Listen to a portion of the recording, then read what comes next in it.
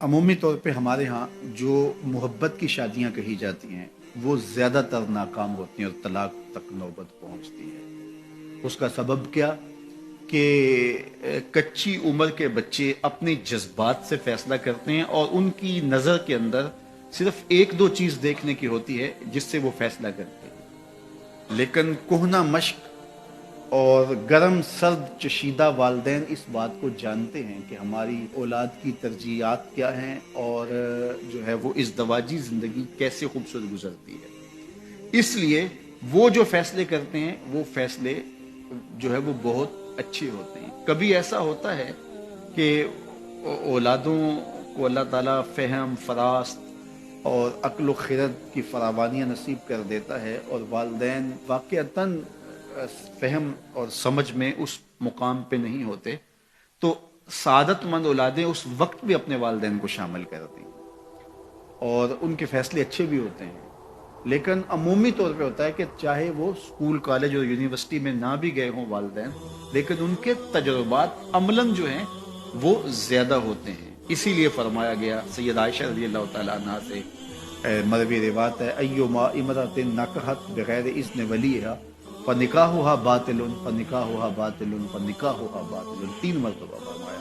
جو خاتون اپنے ولی کی اجازت کے بغیر نکاح کرتی ہے اس کا نکاح باطل ہے، اس کا نکاح باطل ہے، اس کا نکاح باطل ہے۔ تو عمومی طور پہ وہ نکاح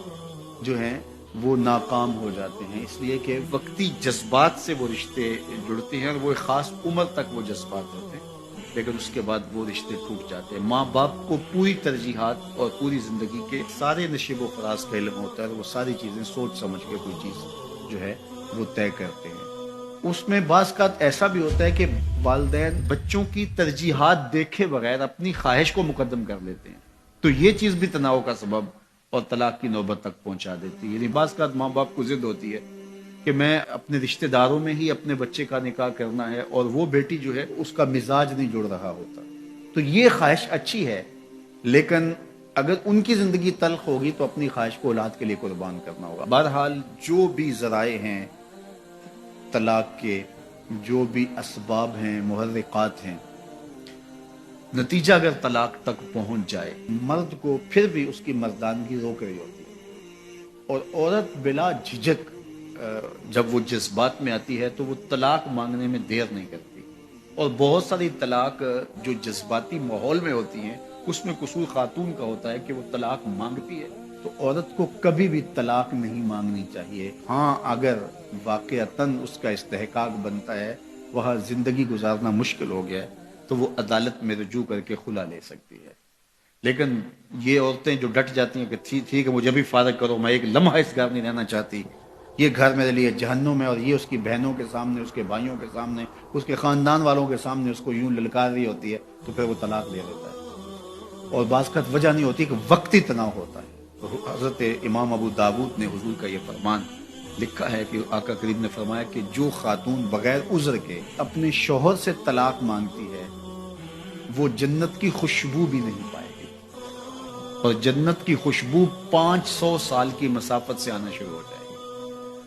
تو جو بغیر عذر کے اپنے شوہر سے طلاق مانگتی ہے، تو یہ بات ذہن میں رکھیے گا کہ عورت نہیں چاہتی کہ یہ اس کے وقتی جذبات ہوتے ہیں، وہ یہی چاہتی ہے کہ میں سرخ جوڑے میں اس گھر میں آئی ہوں تو سفید کفن میں واپس لوٹوں اس گھر میں، اور عورت کی آرزو ہوتی ہے کہ میرا شوہر جو ہے وہ مجھ کو جو ہے وہ خود اپنے ہاتھوں سے جو ہے وہ لاحد میں اتارے۔ میرے حضور صلی اللہ علیہ وسلم نے عورت کے اس جذبات کا لحاظ کرتے ہوئے ایک دن سیدہ عائشہ سے کہا کہ عائشہ اگر تو انتقال کر جائے میں تجھے خود کفن دوں، خود لاحد میں اتاروں۔ تو حضرت عائشہ رضی اللہ تعالیٰ عنہ کی چشمان اقدس سے آنسو آ گئے کہ یہ اگر ہو تو میرے لیے اس سے بڑا کیا احساس ہے کہ میرا شوہر میرا خود جنازہ پڑھے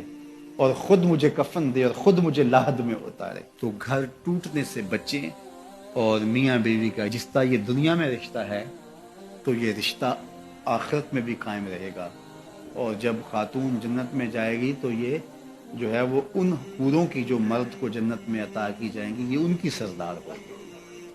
اور اس کا حسن و جمال ان سے فراواں ہوگا، اور اللہ تعالیٰ اس کو وہاں جو عزتیں دے گا،